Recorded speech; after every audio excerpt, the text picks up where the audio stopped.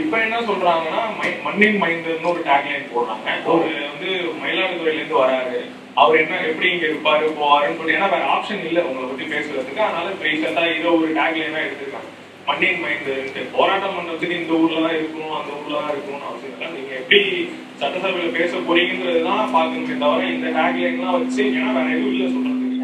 மத ரீதியா அவங்க பேசினாங்க, மத ரீதியா வந்து செயல்படுத்த முடியலன்னோடனே இப்போ வந்து வெளியூருக்காரு இந்த ஊருக்காரு அவர் இல்ல, சம்பந்தமே இல்லாம இங்க வந்து நிக்கிறாரு அப்படின்றாங்க. அதுக்கு உங்களோட தமிழ்நாட்டு மக்களுடைய கவனத்தை ஈர்த்து மொத்த தமிழர்களுக்காக தமிழ்நாட்டுக்காக போராடக்கூடியவர்களை பணியாற்றக்கூடியவர்களை அவங்க எந்த தொகுதியில் இருந்தாலும் மக்கள் தேர்வு செய்து நாடாளுமன்றத்திற்கோ சட்டமன்றத்திற்கோ அனுப்பி வைப்பார்கள் என்பது கடந்த கால வரலாறு. அதை புரிந்து கொள்ள வேண்டும். பிரதமர் மோடி பிறந்த மாநிலம் எதுங்க?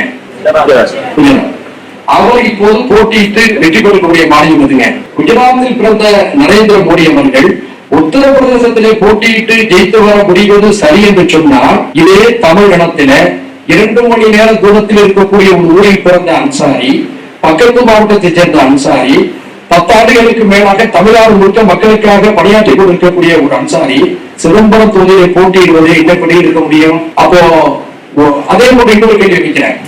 இப்போது அந்த சகோதரர் பாண்டியன் அவர்கள் என்டிஏ கூட்டணியின் சார்பாக இருக்கிறார். அவர் மீது இந்த நிமிடம் வரை நான் எந்த குற்றச்சாட்டையும் வைக்கவில்லை. தனிப்பட்ட முறையில் நமக்கு எந்த காப்புணர்ச்சியும் இல்லை. 5 ஆண்டு காலம் நான் இருந்த போது அவரை பார்த்திருக்கிறேன், படைத்திருக்கிறேன், களம் விசாரித்திருக்கின்றேன்.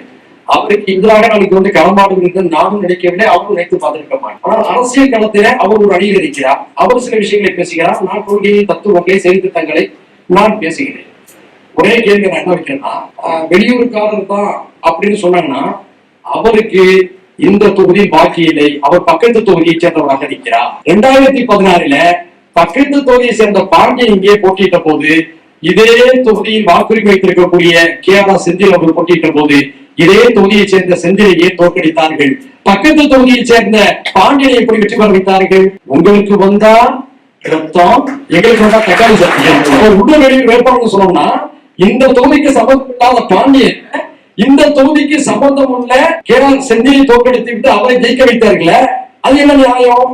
எனவே அரசியலில் தத்துவங்கள் இல்லாதவர்கள், செயல் திட்டங்கள் இல்லாதவர்கள், மக்களுடைய நலன்களை பற்றி பறந்துபட்டு சிந்திக்க முடியாதவர்கள் கடைசியாக எடுக்கக்கூடிய ஆயுதங்கள் இப்படிப்பட்ட விஷயங்கள் தான். எனவே இதையும் கருத்தியல் ரீதியாகவே நாம் எதிர்கொள்கின்றோம். கருத்தியல் ரீதியாகவே நாம் மக்களிடம் செல்கின்றோம். மக்கள் தீர்வு கொடுப்பார்கள், மக்களோடு உரையாடுகிறோம், மக்களோடு பேசுகிறோம், மக்களுடைய அனைத்து கருத்துக்களை உருவாக்குகிறோம். மக்களை இறுதி எஜமானர்கள் ஜனநாயகத்திற்கு அவர்கள் நல்ல முடிவை சொல்வார்கள்.